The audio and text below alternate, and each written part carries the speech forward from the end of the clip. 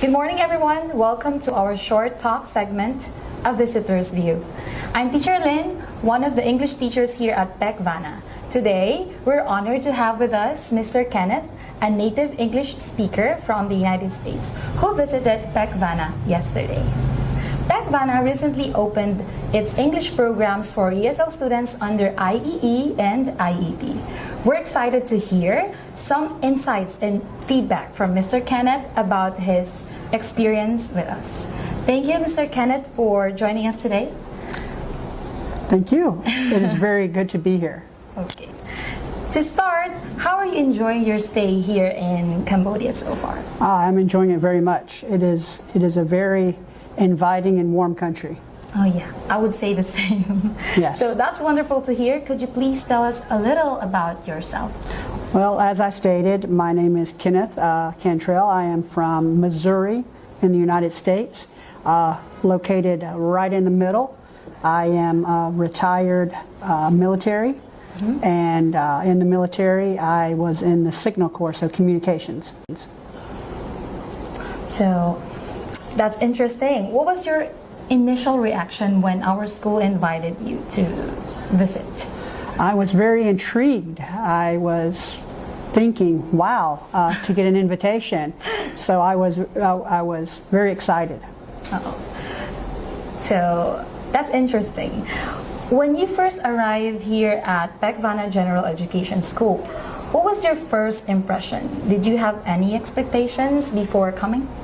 Well, from what I heard, I expected it to be smaller. I expected it to be less organized. Being in a different rural country, my expectations were lower. So I'm assuming that changed. Yes. Yeah. Yes. Okay. You could say that.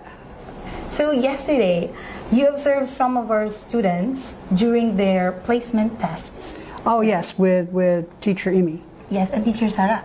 Yes. He was there. So what did you notice about it? Between the administrators that were administering the tests, it was a very personal one-on-one interaction, which is very helpful for the student. It fosters more of a personal touch, and I thought that was very good because I saw the engagement between the student, and they were able to to closely monitor how they were saying the words and the meanings. So yes, that was very interesting. I enjoyed that, especially the student when they were using the brain to remember is something very important, because if you don't do that, then your students are going to, it really affects their learning. Of course. Especially their ability to adapt and learn new things. Yeah, remembering. Yes, yes. Okay, so thank you so much for your very specific observation, and I'm happy that they all sound very positive. I also love the interaction between the administration and the teachers and the students. It was a very pleasant interaction. It wasn't very curt or negative. It was all very positive. It was very engaging, and it looked very inviting.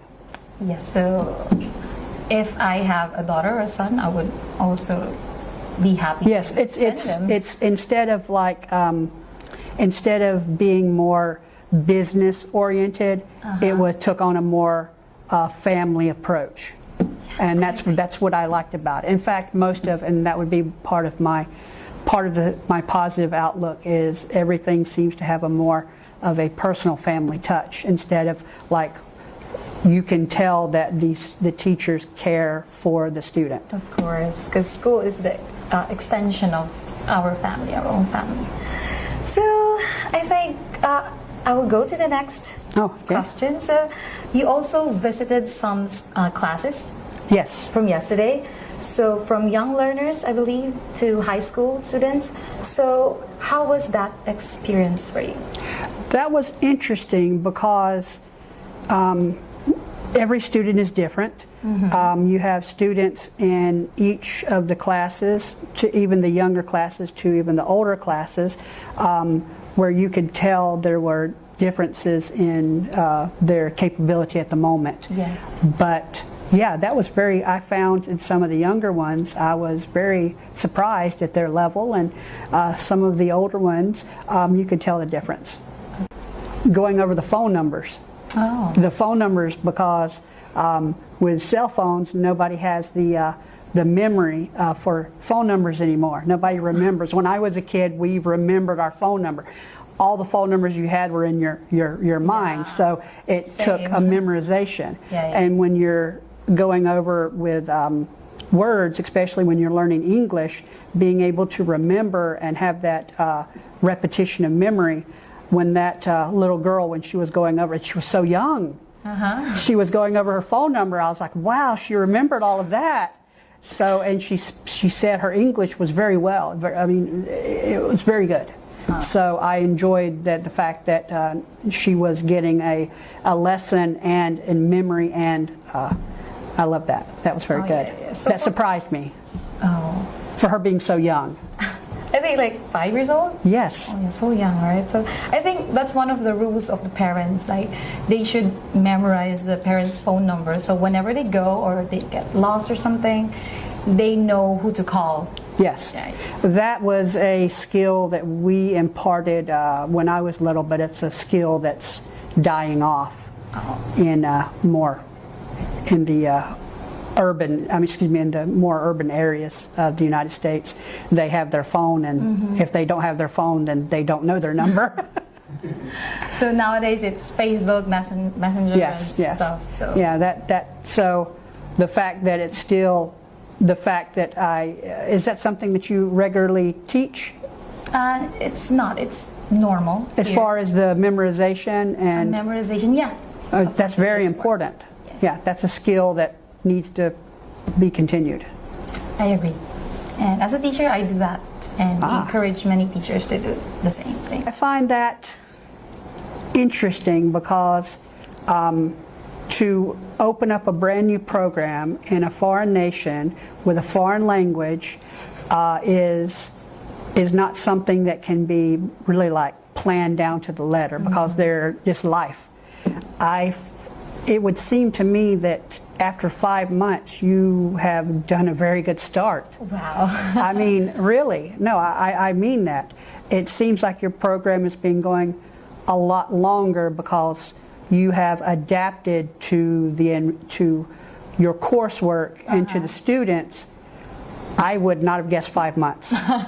5 years? And I would have guessed at least 2 or 3, because there has to be a time period of a breaking in time period, and if your school is doing this good now, 5 years from now, it's going to be amazing. Yeah. So and that's what I mean. I mean, because if you're having students at 5 months to be at this level, then as your school learns and adapts to their students, which you do more of. You do more adapting, which I'm amazed by. You do more adapting.